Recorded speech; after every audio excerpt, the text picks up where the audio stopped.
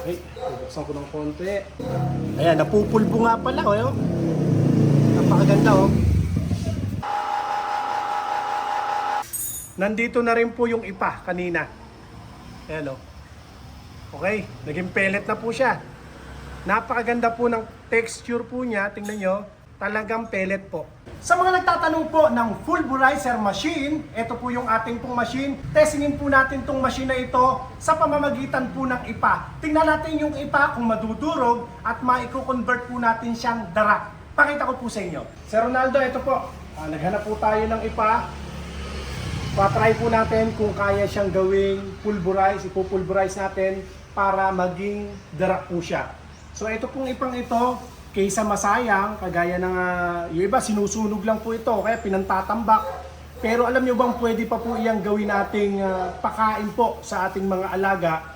Sinasahog po yan sa ibang mga ingredients, kagaya limbawa ng mais, sinasalang po sa pelletizer machine, magiging pellet. Try po natin kaysa bumili po kayo ng darak. Napakamahal po ng darak compare dito sa ipa. Yung ipa pinamimigay na lang. Dati nung maliit ako, pinamimigay lang yung ipa. Problema lang kung saan itatapon tong ipa. Pero try po natin kung possible na maging darak po siya, ha. Okay, try po natin. Try natin. Yan. Okay, bubuksan ko ng konti.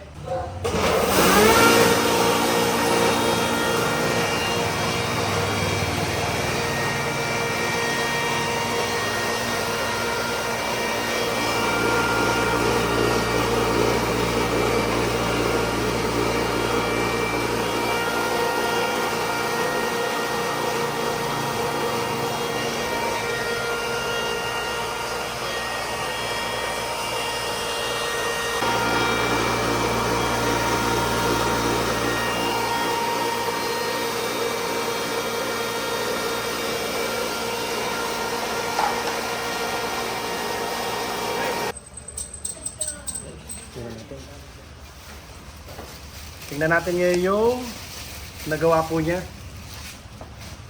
Ayan na po yun, no? Ayan, napupulbo nga pala, oh. Napakaganda, oh.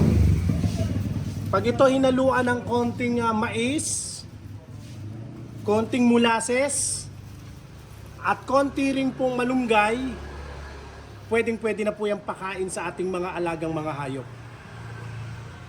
Yung ginawa po natin kanina sa pulverizer, ito po yon na ipa na naging darak.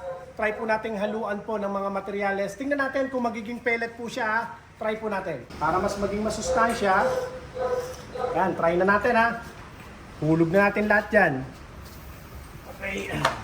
Sama na rin natin to. Try natin to.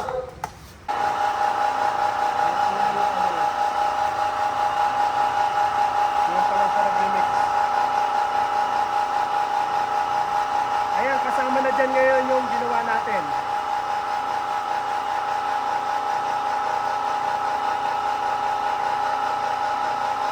Ayan, oh.